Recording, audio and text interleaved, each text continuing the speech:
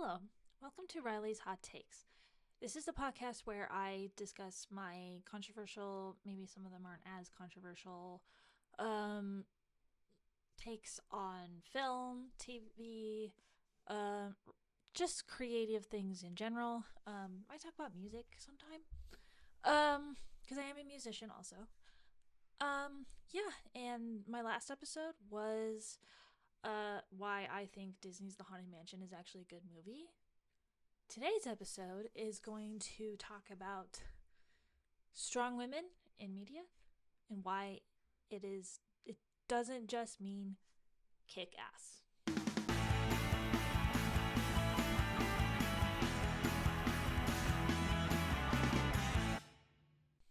So, what do I mean by this?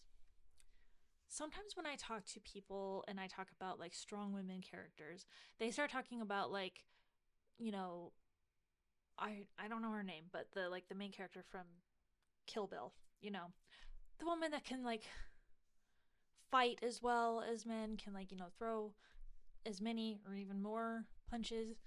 Um, which isn't to say that that's not that's not valid, but that is a very narrow definition of what I think a strong woman means. And firstly, like let's just address the part where we think that strong means kick ass in the first place.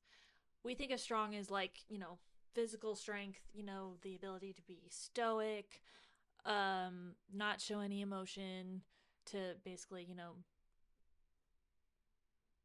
succeed in a fight or whatever.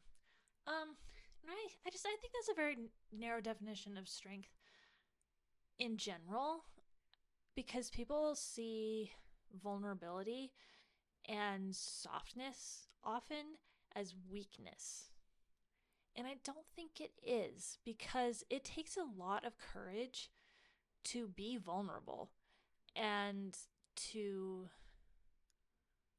like expose your inner world to somebody because not everybody's receptive to that. Some people even take advantage of it.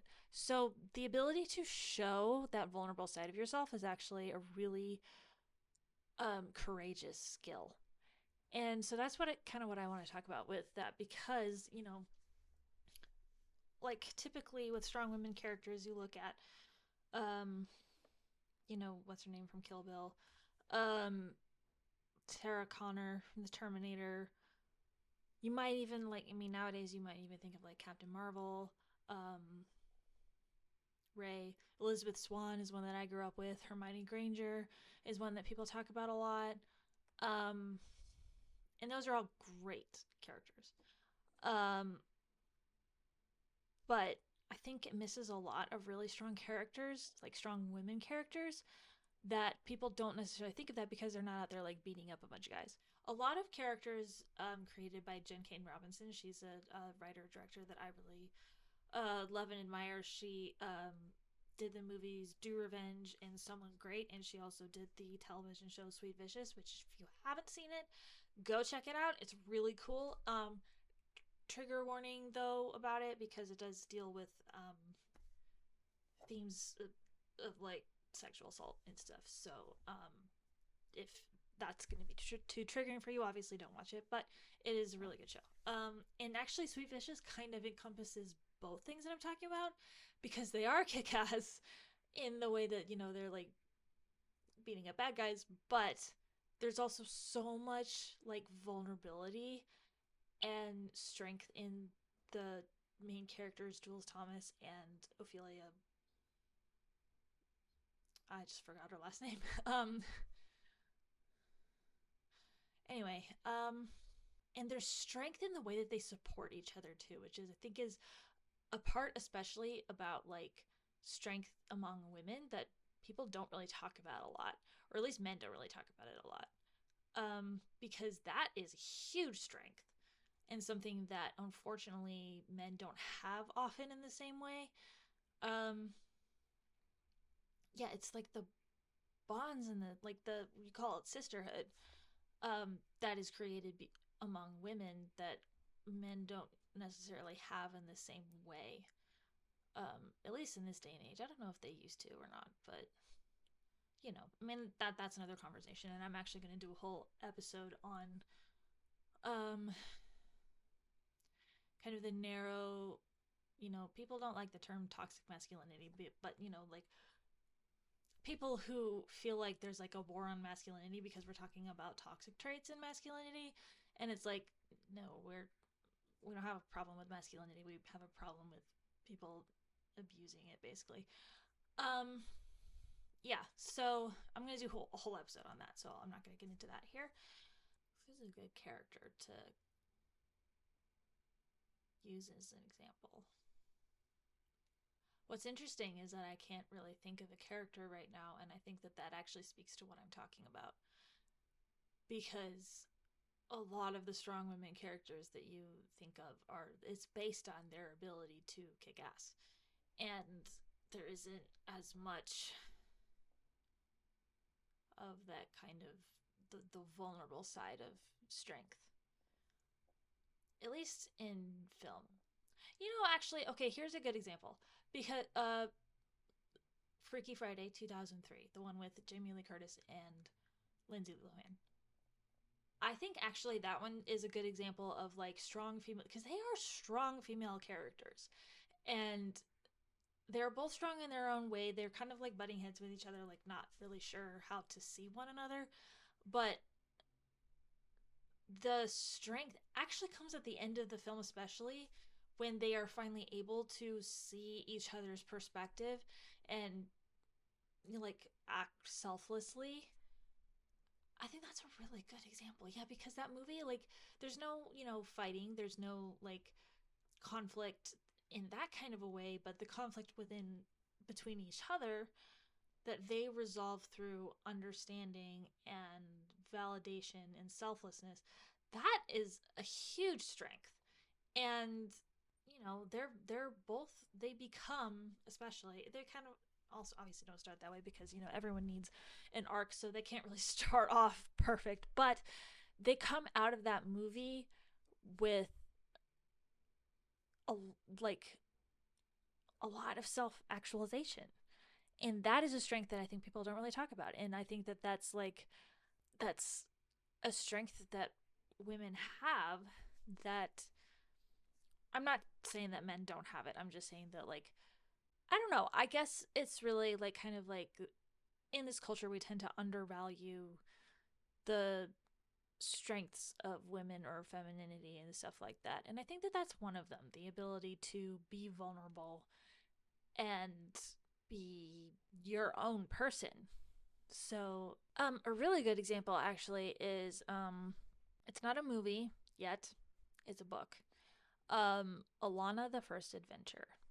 Alana of True Bond kind of encompasses like both things, because she is training to be a knight. She is very physically strong and can fight and can do all this stuff.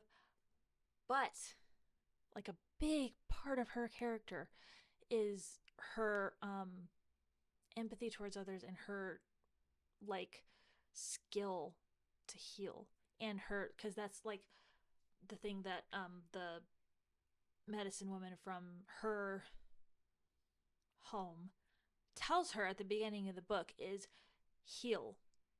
You are going to, as a knight, you are going to take a lot of lives. You have to atone for that essentially by healing others.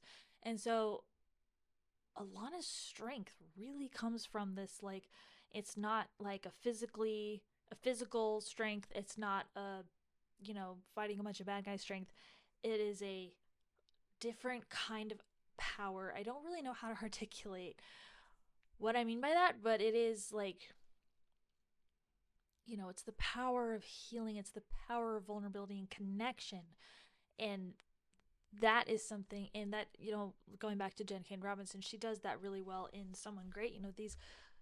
I mean, some of these women in that movie, they're just wrecks of a human being, but they own it, kind of, is like, that's a really big, um,